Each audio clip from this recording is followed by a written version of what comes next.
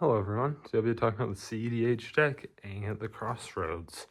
Aang is 2 green, white, blue for a 3/3 of flying, and when Aang enters, look at the top 5 cards of the library. We put a creature card with mana value 4 or less from among them onto the battlefield. Put the rest of the bottom of the library in random order. Then, whenever another creature can leaves the battlefield, transform Aang at the beginning of your next upkeep. And the backside is a 4/4 with flying. Land creatures you control have vigilance in the beginning of combat on your turn, or then 2. We don't care about the backside. All we care about is the front side. We try to cast him, try to flip. Look at the top, you're trying to hit clones, blink, whatever, to just get more flips. Go through your deck, which is possible. So you want to try to have stuff to make that continue, something like an ETB doubler or something of that nature, and just get through the library, get like all the creatures to play, and win from there. Let's talk about how this deck goes. The main way that Aang continues the chains is through clones and blink effects. The deck my iteration of the deck has 24 clones and 13 blinks. Let's just look. Ones are running Phyrexian Metamorph, Sakashima the Imposter. Sakashima lets you stay around and be helpful. Vizier of Many Faces, Undercover Operative, Clone, Clever Impersonator, Flesh Duplicate. Flesh Duplicate is actually nice because of the 2 mana cost, which can be very relevant to some of the lines. Sakashima of 1,000 Faces. This one can be helpful, letting stuff stay around. There are also some lines that abuse Legend Rule dying, so that this can make difficult, but decide when to keep it based on what you have. Gigantoplasm. This is a good one, especially if you have the Sakashima, due to its ability to kill itself on demand for free, so that can be very relevant. Spark Double sticks around with a counter. Phantasmal Image, Chameleon Master of Disguise, sticks around. Stunt Double, Naga Fleshcrafter,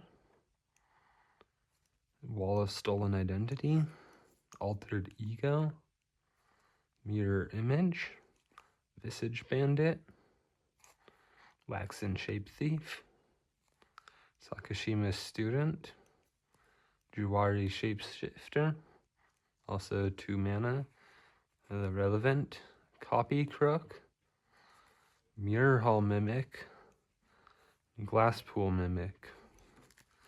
And there's a couple different types of blink effects. Let's look at some of the blink effects. Stuff like Feldar Guardian, Icewind Stalwart, and Restoration Angel that are immediate. Blink it goes away, and then it comes back. Stuff like Thassa Deep Dwelling and Soul Herder, which blink on end step. Stuff like Glimmer Point Stag, Charming Prince, Guardian of Giriper, and Flicker Wisp, which return it on end step. And there's stuff that have special conditions. Like Felly Exuberant Shepherd, it has to attack and returns on end step. Planar Guide, you pay 4 mana and exile it. And blink everything. Appa Steadfast Guardian isn't quite a blink because you have to pay mana, but it's still fairly relevant. Next, let's look at some of the ways we turn this into an actual win. Next, we'll talk about this different type of chain continuer. Got stuff where the 2 mana or 3 mana matters. Extraction Specialist or Renegade Rallier 2 or Redemption Choir is a 3. Will return a creature that mana value to the battlefield, which might be triggered again. Got stuff, doesn't work with legend rule things, but if you have something like a Gigantoplasm and a Sakashima, you can kill it, or you can burn a Malir or a Safi to make it come back when it dies. So those can be full as well. Next, we're going to look at how you can turn these into wins. Cards we've run to make things into an actual win. Got stuff like Starfield Vocalist or Roaming Throne. And typically human is the best choice to double the ETBs. Salvation Swan, I guess, is more of a flicker.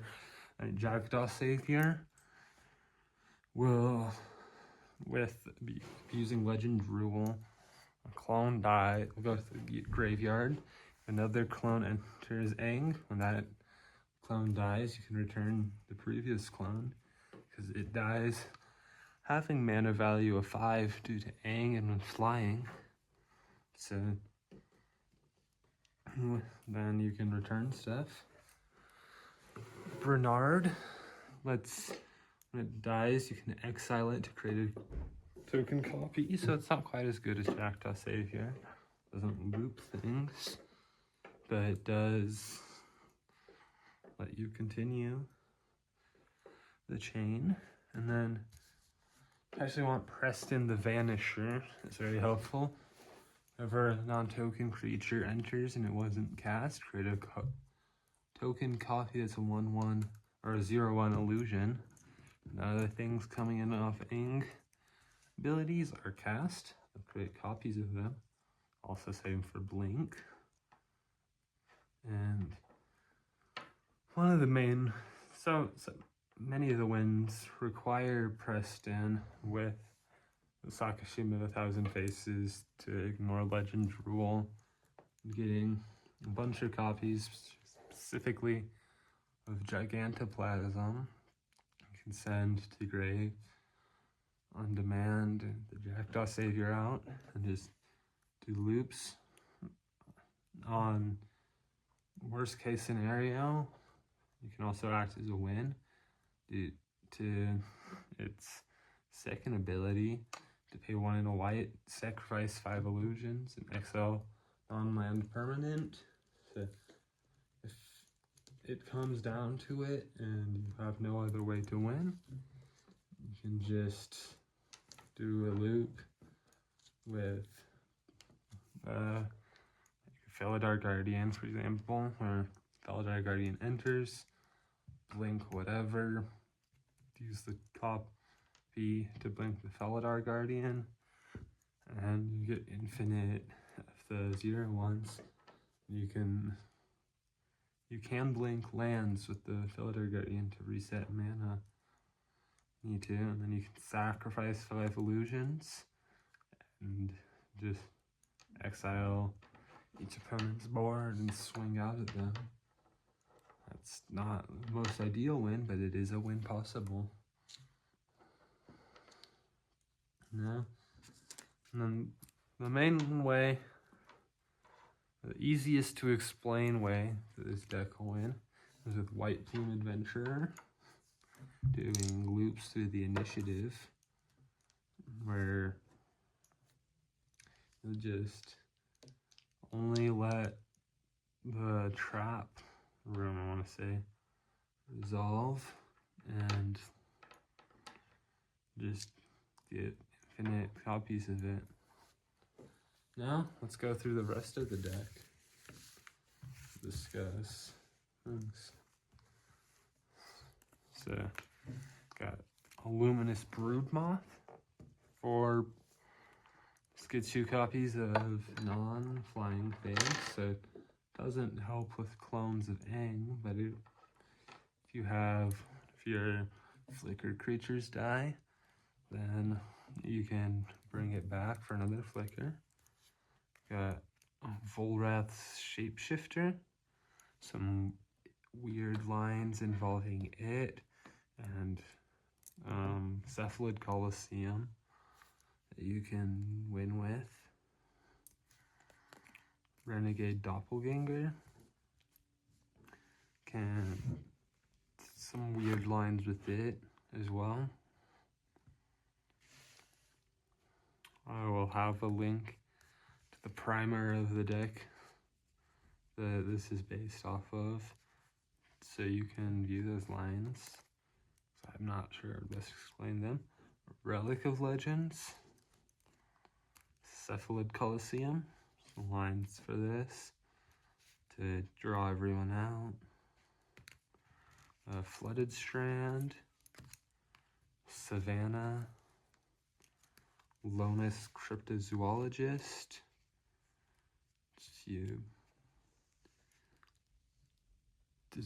There's lines with this too. I also don't remember them.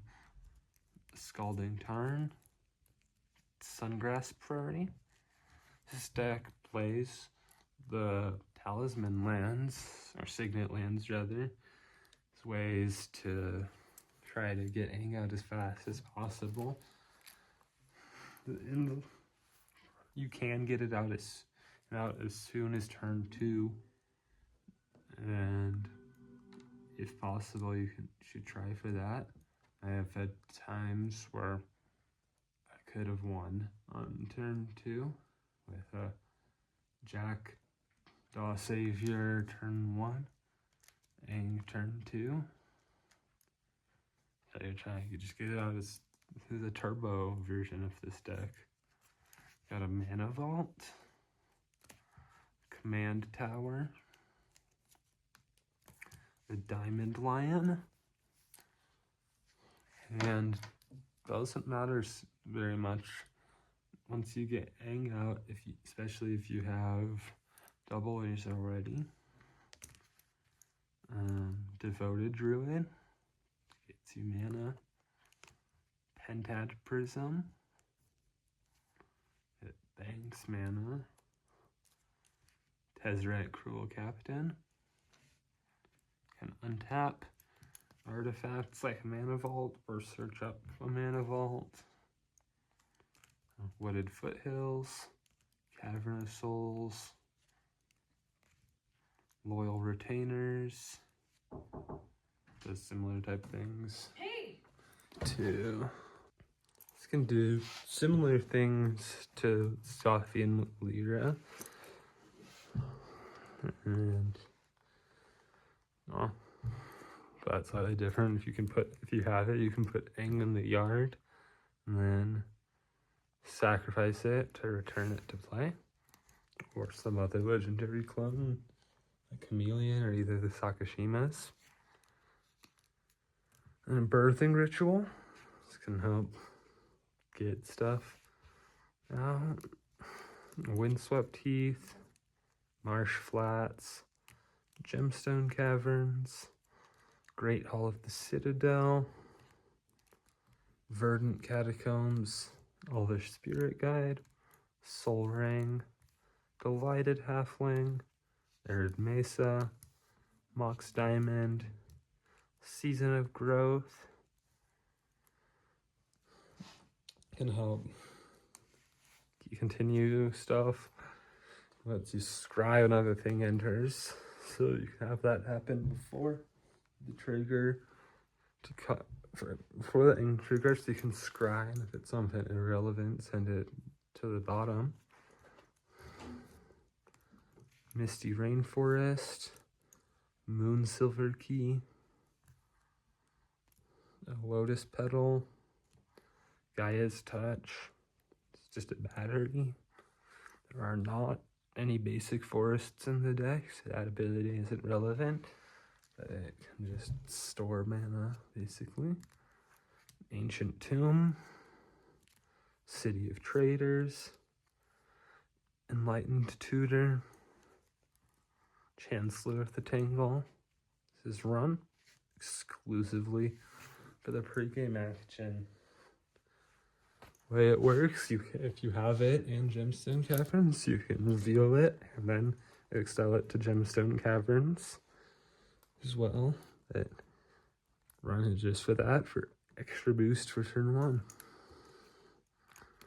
Polluted Delta, Crystal Vein, Lion's Eye Diamond, Supportive Parents, Grim Monolith, Sky Cloud Expanse, Overflowing Basin, Tropical Island, Chrome Mox, Tundra, Crop Rotation, and Cream of the Crop.